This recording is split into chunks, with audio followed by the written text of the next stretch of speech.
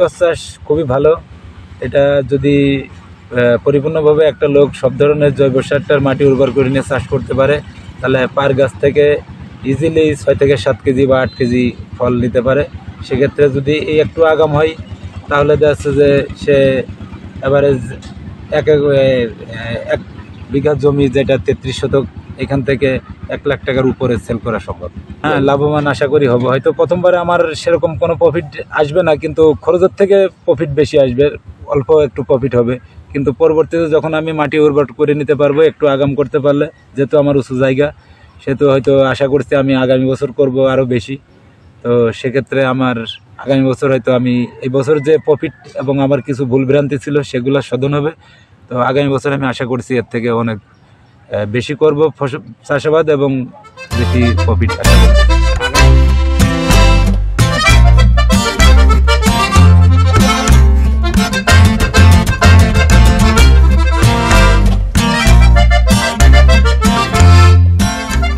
যে গাছগুলো আপনার 40 থেকে 45 দিনের ভিতরেই ফল চলে আসে, এবং যেটা 55 দিন, ম্যাক্সিমাম 55 দিন ভিতরে হারভেস্ট করা সম্ভব।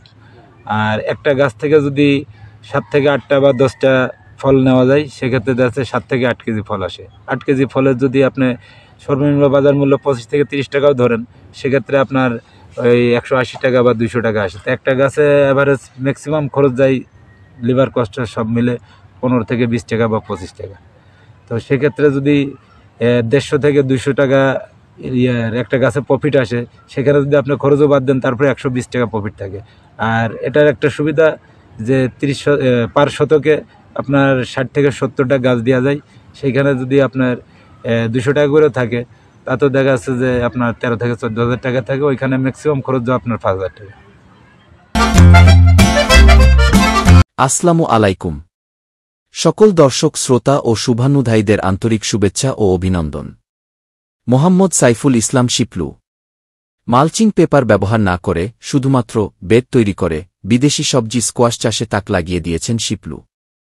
ডিপ্লোমা ইঞ্জিনিয়ারিংয়ে পড়াশোনা শেষে করে জেনারেটর মেরামত ও বিক্রি করাই হচ্ছে তার মূল পেশা। কিন্তু ব্যবসার পাশাপাশি কেন তিনি এই স্কোয়াশ চাষ করলেন, কেন আগ্রহী হলেন, সেই সম্পর্কে জানতে ভিডিওটি শেষ পর্যন্ত দেখুন। অনেক সময় ইউটিউবে দেখছি বা বিভিন্ন ভিডিওতে দেখছি, ফেসবুক দেখছি, দেখার পরে আমি এটার প্রতি একটু আগ্রহ পোষণ করি। তখন আমি ওই অ্যাড্রেস পাই রোজা আগ্রহ, ওইখানে অ্যাড্রেসে যোগাযোগ করি, কন্ট্যাক্ট নাম্বারে, করার পরে যে ওইখান থেকে বীজ নিয়ে পরে আমি এটার দিকে আসি। সাইফুল ইসলাম শিপলু বাড়ি ঝিনাইদহ জেলার শৈলকুপা উপজেলায়। ব্যবসায়িক সূত্র ধরে নারায়ণগঞ্জ জেলার সোনারগাঁওয়ের বেলোর শান্তিবাজার এলাকায় বসবাস করেন তিনি। ব্যবসায়িক কাজের ফাঁকে ফাঁকে ইউটিউবে কৃষির উপর ভিডিও দেখে আগ্রহী হয়ে ওঠেন তিনি। পরবর্তীতে সোনারগাঁও উপজেলার সাদিপুর ইউনিয়নের নয়াপুর গ্রামে জমি লিজ নিয়ে শুরু করেন চাষাবাদ। তিনি জানান, এই জায়গাটি ছিল খেলার মাঠ, কখনোই চাষাবাদ হয়নি, এমন জমিতে তিনি শুরু করেন চাষাবাদ। তাৎক্ষণিকভাবে গোবর সার না পাওয়ায় শুধুমাত্র কয়েক ধরনের রাসায়নিক সার, দানাদার কীটনাশক, বোরন ও দস্তা মিশিয়ে জমিতে 4টি চাষ দেন তিনি। 3 ফিট বেড, 1 ফিট ড্রেন এবং 2 ফিট দূরত্বে স্কোয়াশের বীজ রোপণ করেন শিপলু। দর্শক, চাষাবাদ সম্পর্কে শিপলুকে প্রশ্ন করা হলে কৃষকের বন্ধু কৃষি টিভির সামনে তুলে ধরেন তার চাষাবাদের সব তথ্য। মোহাম্মদ সাইফুল ইসলাম, বাড়ি ঝিনাইদহ শৈলকুপা। এখানে আমি জেনারেটরের কাজের সূত্র ধরে আমি এই এলাকাতেই থাকি। এখানে খোঁজ পাইলাম, পাওয়ার পরে এই জমিটা আমি লিজ নিলাম, নিয়ে পরে এখানে চাষাবাদ শুরু করছি। আমি 6 বছরের জন্য লিজ নিছি। বছরে 50,000 টাকা দিতে হবে মালিক। আগে কখনো চাষাবাদ হয়নি। প্রায় আমি এখানে আসার পরে এখানে যারা লোক আছে, স্থানীয় লোক, তাদের সাথে কথা বলছি, তারা বলছে 20 থেকে 40 বছর ধরে এখানে কেউ চাষাবাদ করি নাই। তো মাঠ পড়েছিল, এখানে পোলাপান ক্রিকেট, ফুটবল এগুলো খেলাধুলা করতো, আর কিছু জঙ্গল বাগান ছিল। তো সেটা আমি ওষুধ দিয়ে বাগান পরিষ্কার করে পরে এইখানে চাষাবাদ শুরু করি। এখানে সেচের ব্যবস্থা ছিল না, সেখানে ডিপ পুঁতে নিয়ে পরে আমি এখানে সাবমার্সিবল গাড়ি পরে চাষাবাদ শুরু করি। স্কোয়াশ চাষের দিকে আমি আগের থেকে অনেক সময় ইউটিউবে দেখছি বা বিভিন্ন ভিডিওতে দেখছি, ফেসবুক দেখছি, দেখার পরে আমি এটার প্রতি একটু আগ্রহ পোষণ করি। তখন আমি হয়ে পরে এখানে বেড টেড করে এখানে স্কোয়াশ চাষ করছি। করার পরে এখন আমার এই গাছের বয়স 50-51 দিন হয়েছে। মোটামুটি ফল ভালোই ফল ধরছে। এখানে জমি টোটাল 150 শতক। 150 শতক আছে, তার ভিতরে আমি 70-72 শতক মতো লাগাইছি স্কোয়াশ।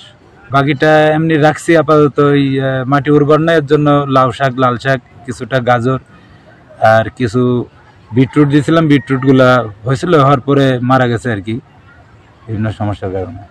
বীজ নিয়ে আসার পরে আমি জমিতে আমার বেড তৈরি করা ছিল, পরে বেডে আমি লাগাই দিয়েছি। লাগাই দেওয়ার পরে 3 থেকে 4 দিন ভিতরে আমার কিছু জার্মিনেশন শুরু করে, তারপরে 7 দিন 8 দিনের ভিতরে সম্পূর্ণটাই চারা গজায় যায়। যাওয়ার পরে যে তখন আমি ওই হালকা পানি সেচের ব্যবস্থা করি, দেওয়ার পরে যে কিছু সার দিই, দেওয়ার পরে আমার আস্তে আস্তে বড় হতে থাকে। তখন আমি বেডটা তৈরি করে ফুল সার দিয়ে বেডটা নতুন ড্রেসিং করে, কিছু ঘাস ছিল যেহেতু মালচিং করা নাই, কিছু ঘাস ছিল, ঘাসগুলো পরিষ্কার করে আগাছা পরিষ্কার করে পরে আমি বেডে পানি টানি দিয়ে দিছি।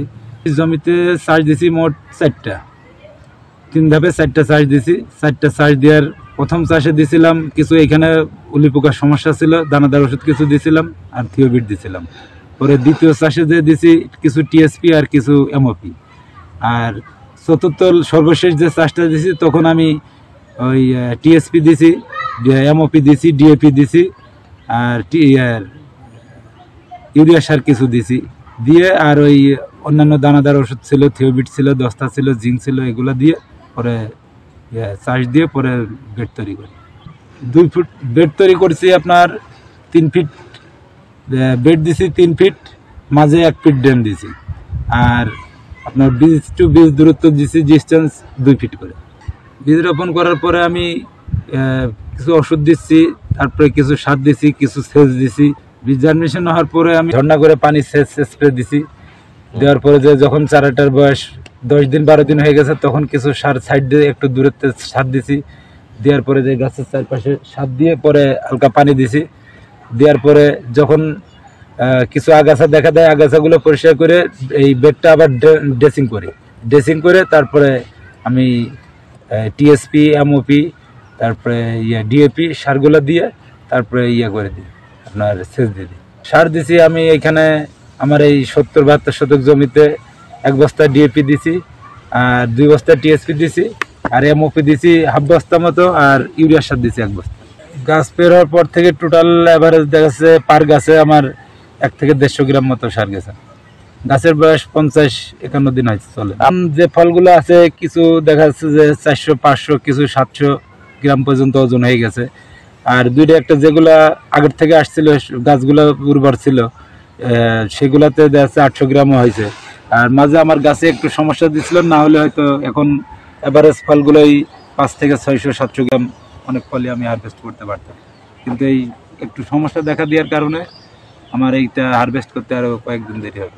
রোগ বালাই কিছু সাদামাছি আক্রমণ থাকছিল, কিছু লাল মাকড়নাশক ছিল, আর কিছু ছিল আপনার ওই যে ফল ছিদ্রকারী পোকা কিছু ছিল। তো ওর জন্য কিছু ওষুধ দিছি। গাছ বের হওয়ার পরপরই প্রথম দিছিলাম আমি একতারা, তারপরে দিছি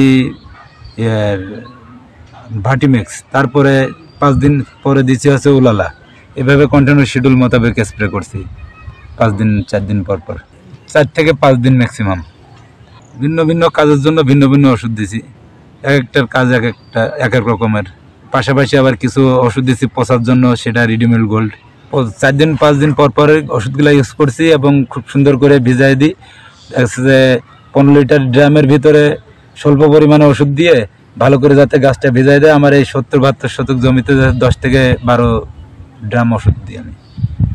মনে হচ্ছে আমার কাছে যে ওষুধ ছিল ওই ওষুধের ভিতরে হয়তো বা ডেট ফেল অথবা আগের থেকে গুলায় ছিল, এরকম কিছু ওষুধ ছিল, সেটার কারণে হয়তো বা এরকম হইতে পারে এখন যে ধারণা করছি। মাঝে এর জন্য প্রায় ওষুধ দেওয়ার পরে 4-5 দিন পরে থেকে 3 দিন পরের থেকে আমার গাছগুলো একটু দুর্বল হয়ে যায়। পরে আমি নালাতে সেচ ব্যবস্থা করি, আর ওই ওষুধগুলো 2 দিন স্প্রে করে দিয়েছি। দেওয়ার পরে মোটামুটি এখন আবার ঠিক হচ্ছে, আস্তে আস্তে অনেকটা ভালো দেখা যাচ্ছে। এই জমিতে তো কখনোই ফসল চাষাবাদ করা হয় নাই, এটা ছিল একটা খেলার মাঠ। তো সেখানে আমি এগুলা করছি, তো আমার জৈব সার দেওয়া ছিল না, এর জন্য মাটির নিজস্ব একটা উর্বর শক্তি থাকে, সেই শক্তি যেটা নাই, যার কারণে কোনো কোনো জায়গা দেখা যাচ্ছে যে হয়তো ছিল কিছু গরুর প্রবন্ধ, সেইখানে দেখা যাচ্ছে যে গরুর কিছু বর্জ্য টর্জ্য পড়ছে, সেখানে একটু উর্বর ছিল, সেগুলাতে পাইছে। আর যেগুলাতে উর্বর টোর কোনো কিছু পাই নাই, সেখানে গাছের জোরবল কোনো কিছু নাই, একেবারেই দুর্বল। আমি 70% বীজ দিছি 70 প্যাকেট। 74 প্যাকেট নিয়ে আসছিলাম, 74 প্যাকেটে কিছু মারা গেছিল, তো সেগুলো মাঝে মাঝে দিছিলাম, তারপরেও কিছু মারা গেছে। তো এবারে যে এখানে ওনারা বলছিল যে পার শতকে 1 প্যাকেট করে দিলেই হবে, 1 প্যাকেট হিসাবে লাগানো আমার এখানে। আমি আগামী 4 থেকে 5 তারিখে এই ফলগুলো হারভেস্ট করা শুরু করব। স্কোয়াশ বিদেশি সবজি, খেতে সুস্বাদু, বাজারে চাহিদা খুবই ভালো। অল্প সময়েই অধিক ফলন পাওয়া যায় বিধায় বাংলাদেশে এই সবজিটি চাষাবাদ হচ্ছে ব্যাপক হারে। স্কোয়াশ গাছের বয়স যখন 20 থেকে 22 দিন, তখন গাছে দেখা যায় পুরুষ ফুল, আর এর 30 দিন পর থেকে গাছে দেখা যায় ছোট ছোট ফল। সঠিকভাবে পরিচর্যা নিলে 50 থেকে 55 দিনের মাথায় স্কোয়াশ বাজারজাত করা যায়। স্কোয়াশের ওজন হয় 600 গ্রাম থেকে 800 গ্রাম পর্যন্ত। 70% জমিতে স্কোয়াশ চাষ করতে এ পর্যন্ত 50 থেকে 60 হাজার টাকা খরচ হয়েছে শিপলুর। 2 থেকে 2.5 লক্ষ টাকার স্কোয়াশ বিক্রি করবেন বলে আশা করছেন এই চাষি। শুধু স্কোয়াশ চাষে 50 থেকে 60 হাজার টাকার মতো খরচ হয়েছে, কারণ আমার এখানে খরচটা একটু কম আসে, কারণ এই ফসলগুলোতে সাধারণত লেবার কস্টটা বেশি আসে। লেবার কস্টের যে সাপোর্টটা এখানে দেওয়া যাচ্ছে যে 50 বা 60% আমি একাই দিয়ে থাকি, আর বাকি মাঝে একটা লোক নিই, আর একটা লোক আমার এখানে কন্টিনিউ থাকে, তো তাদের দিয়ে আমি এগুলা নিয়ন্ত্রণ করি। অনেক সময় আমার এখানে লাইটিং এর ব্যবস্থা আছে, তো আমি দেখা যাচ্ছে সকালে কাজ করি, আবার অনেক সময় রাত 10টা 11টা পর্যন্ত কাজ করি। আর যে ওষুধগুলা দিই সাধারণত আমি সন্ধ্যার পরেই দিই, লাইটিং করে পরে সন্ধ্যার পরে দিয়ে দিই ওষুধগুলা, যেখানে আমার একটা কষ্ট মানে লিভার কষ্ট লাগে না, যেটা আমি নিজেই করি। স্কোয়াশ চাষে তেমন কোনো কিছু নাই। আর স্কোয়াশ চাষ যেমন আমি রোজা এগ্রো থেকে নিয়েছি, এনাদের কাছ থেকে বীজ নেওয়ার পরে এনাদের সাথে যোগাযোগ করলে এনারা যে পরামর্শ দিবে সে পরামর্শ মোতাবেক যদি কেউ পরিচর্যা করতে পারে তাহলে সে 100% প্রফিট হওয়া সম্ভব, এটা আমি আশা করি। যে কোনো লোকই এটা করতে পারে। স্কোয়াশগুলো আমি এখানে বিক্রি করব, যেহেতু আমি ঢাকার পাশেই নারায়ণগঞ্জ, আমি এটা দিব যাত্রাবাড়ি, আমার এখান থেকে 14-15 কিলো ডিস্টেন্স যাত্রাবাড়ি কারণ বাজার, এদিকে আমি দিব। স্কোয়াশ চাষ খুবই ভালো। এটা যদি পরিপূর্ণভাবে একটা লোক সব ধরনের জৈব সারটার মাটি উর্বর করে নিয়ে চাষ করতে পারে, তাহলে পার গাছ থেকে ইজিলি 6 থেকে 7 কেজি বা 8 কেজি ফল নিতে পারে। সেক্ষেত্রে যদি এই একটু আগাম হয় তাহলে দেখা যাচ্ছে যে সে এভারেজ এক বিঘা জমি, যেটা 33 শতক, এখান থেকে 1 লাখ টাকার উপরে সেল করা সম্ভব। হ্যাঁ, লাভবান আশা করি হব। হয়তো প্রথমবারে আমার সেরকম কোনো প্রফিট আসবে না, কিন্তু খরচের থেকে প্রফিট বেশি আসবে, অল্প একটু প্রফিট হবে। কিন্তু পরবর্তীতে যখন আমি মাটি উর্বর করে নিতে পারবো একটু আগাম করতে পারলে, যেহেতু আমার উঁচু জায়গা, সেহেতু হয়তো আশা করছি আমি আগামী বছর করব আরও বেশি। তো সেক্ষেত্রে আমার আগামী বছর হয়তো আমি এই বছর যে প্রফিট এবং আমার কিছু ভুলভ্রান্তি ছিল সেগুলো শোধন হবে।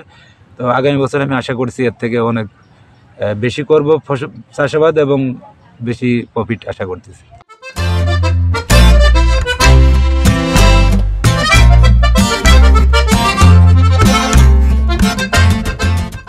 দর্শক বন্ধুরা, আমাদের দেশের আবহাওয়ায় কার্তিক মাস থেকে পৌষ মাস পর্যন্ত স্কোয়াশ বীজ রোপণের উপযুক্ত সময়। তবে আশ্বিন মাসের শেষে কিংবা কার্তিক মাসের শুরুতে আগাম স্কোয়াশ চাষ করলে বাজারে ভালো দাম পাওয়া যায়। সেক্ষেত্রে ভালো ফসলের জন্য অবশ্যই ভালো বীজ সংগ্রহ করতে হবে।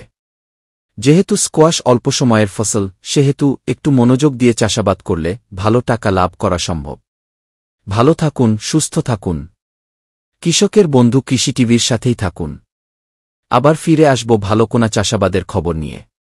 আল্লাহ হাফেজ।